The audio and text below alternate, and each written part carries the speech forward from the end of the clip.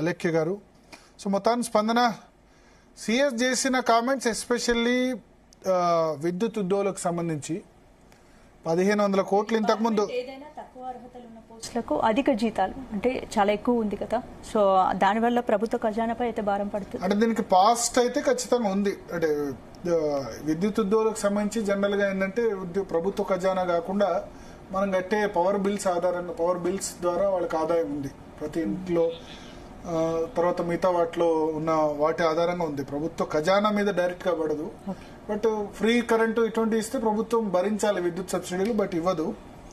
So తుల్యారంగా చెప్తున్నారు sir, ఈ జీతాలు అంటే జీతము ఎక్కువ ఉంది అనే దానికి అంటే విద్యుత్ రంగంలో పనిచేసే కార్మికులు, ఇంజనీర్లు వాళ్ళ కుటుంబ జీవితాలను కోల్పోయి 24 గంటలు పగలు రాత్రి కష్టపడి పనిచేసి వాళ్ళ ప్రాణాలను త్యాగం చేస్తున్న దానికి లభిస్తున్న గౌరవంగానే భావించాలి సార్ దీన్ని. Okay okay okay so so ఒకటి డైరెక్ట్ గా ప్రభుత్వ ఖజానా కాదు, మనం కట్టే పవర్ బిల్స్ వాటి ఆధారంగా ఉంటుంది.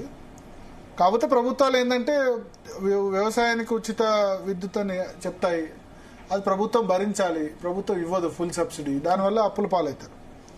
సో ఒకటి మాత్రం ఇక్కడ క్లియర్, ప్రభుత్వ ప్రైవేట్ ఉద్యోగుల మధ్య ఎక్కువ డిఫరెన్స్ ఉంటే డబుల్ ఉండొచ్చు, డబుల్ కంటే 3 times 4 times ఎక్కువ ఉంటే ఇండస్ట్రీ నామ్స్ లో అన్రెస్ట్ అనేది క్రియేట్ అవుద్ది. ఇప్పుడు ప్రజలు ప్రభుత్వ ఉద్యోగాలను ఎందుకు కోరుకుంటున్నారంటే నిరుద్యోగులు ఎందుకని అంటే జాబ్ సెక్యూరిటీ లేదంటారు, బట్ జాబ్ సెక్యూరిటీ ఉంది మిగతా వాటితో పోలిస్తే. ప్రభుత్వ ఉద్యోగులు ఇప్పుడు ఐటీ ఉద్యోగులు ఉన్నారు, ఇప్పుడు ఆర్టిఫిషియల్ ఇంటెలిజెన్స్ వస్తే వాళ్ళని ఫైర్ చేయడం తప్పైంది. ఇన్ఫోసిస్, టీసీఎస్ లాంటి కంపెనీలే లాస్ట్ 2 years లో ఎంతమందిని లే ఆఫ్ చేసేది చూసాం. సో ప్రభుత్వ ఉద్యోగులకు సంబంధించి కొంత జాబ్ సెక్యూరిటీ అయితే ఖచ్చితంగా ఉంది మిగతా ఉద్యోగాలతో పోలిస్తే. బట్ ఒకటి ఇక్కడ బ్యాలెన్స్ చేయాల్సింది ఏంటంటే ప్రభుత్వ గతంలో తెలంగాణ వచ్చినప్పుడు సర్ప్లస్ రాష్ట్రం, అంటే చాలా పెద్ద ఇన్కమ్ ఉన్న రాష్ట్రం, కానీ ఇప్పుడు అప్పుల పాలైన రాష్ట్రం. కాబట్టి ఉద్యోగులు కూడా ఇప్పుడు అర్థం చేసుకోవాలి ఇప్పుడున్న సిచ్యువేషన్ బట్టి. ఇప్పుడు ఎందుకంటే డిఏలే ఇవ్వలేని పరిస్థితి ప్రభుత్వానికి ఉంది, ఇక పిఆర్సీలు అవి అయితే ఇచ్చే పరిస్థితి లేదు. ప్లస్ విద్యుత్ ఉద్యోగులకు సంబంధించి 4 సంవత్సరాలకు ఒకసారి పే రీజన్ జరుగుతుంది. వాళ్ళు గతంలో ప్రభుత్వ ఉద్యోగులు ఉన్న వాళ్ళని చంద్రబాబు నాయుడు హయాంలో ప్రైవేటైజ్ చేశారు, ఆ సందర్భంలో ఇన్సెంటివ్ ఇచ్చారు, దానివల్ల వాళ్ళ జీతాలు ఎక్కువ ఉన్నాయి. బట్ ఏదేమైనా ఇప్పుడు నాకు తెలిసి స్వీపర్లు కొత్త రిక్రూట్మెంట్ ఏం లేదు, అది ఎప్పుడో 20-25 సంవత్సరాల క్రితం 30 సంవత్సరాల క్రితం. లేకపోతే కంపాషనేట్ అపాయింట్మెంట్ అంటే తండ్రి చనిపోతే కొడుకు ఉద్యోగం ఇవ్వడం అటువంటి సందర్భాల్లో, లేదా భర్త చనిపోతే భార్యకు ఉద్యోగం ఇవ్వడం ఇటువంటి సందర్భాల్లో మాత్రం ఉంది.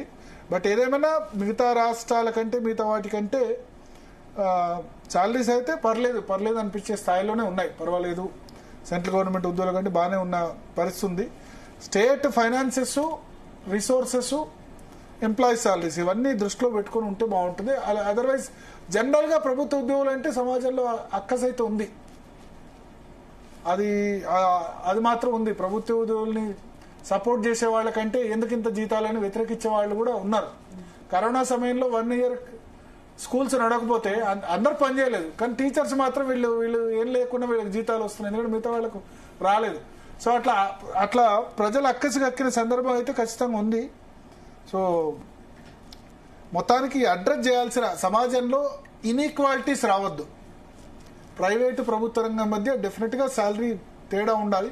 మరీ ఎక్కువ ఉంటే అన్రెస్ట్ వచ్చే ప్రమాదం ఉంది, ఉద్యోగుల మీద అక్కసి వచ్చే అవకాశం ఉంది. రెండోది ఏంటంటే కొన్ని డిపార్ట్మెంట్స్, అందరు ఉద్యోగులు అనట్లేదు, కొన్ని డిపార్ట్మెంట్స్ డిమాండ్ చేసి మరి తీసుకోవడం వల్ల రెవెన్యూ, ట్రాన్స్పోర్టు, ఎక్సైజు ఇటువంటి వాటిలో పైసలు ఇస్తేనే పని అనే పరిస్థితి రావడం వల్ల మాత్రం చాలా ప్రజల్లో వాళ్ళ మీద చాలా చెడ్డ పేరు అయితే వాళ్ళకి వచ్చిందని చెప్పొచ్చు. ఆ డిపార్ట్మెంట్ వాళ్ళే ఆలోచించాలి, దానిలో పనిచేస్తున్న వాళ్ళు ఆలోచించాలి. ప్రజల దృష్టిలో పలిచన కాకుండా ఉండాలంటే ఏం చేయాలండి.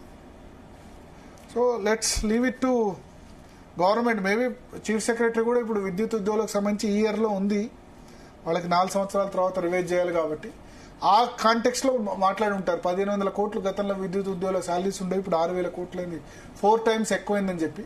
దానికి కారణాలు కూడా ఉన్నాయి, ఆర్టిజన్స్ ని వాళ్ళని కలుపుకున్నారు కాబట్టి. ఎస్, విద్యుత్ ఉద్యోగులకు సంబంధించి కొంత రిస్క్ జాబే, సింగరేణి ఏ విధంగా ఉందో వీళ్ళకు కూడా కొంత రిస్క్ జాబ్ కాబట్టి రిస్క్ ఉన్న జాబ్స్ కి కొంత శాలరీస్ కూడా ఎక్కువనే ఉంటాయి. బట్ ఏదేమైనా స్టేట్ ఫైనాన్షియల్ సిచ్యువేషన్ను దృష్టిలో పెట్టుకొని ఇవన్నీ కూడా బ్యాలెన్స్ చేయాల్సిన అవసరం అయితే కనిపిస్తుంది. రైట్, ఇక నెక్స్ట్ టాపిక్లోకి వెళ్ళే ముందు డిఎన్ఏలో షార్ట్ బ్రేక్స్.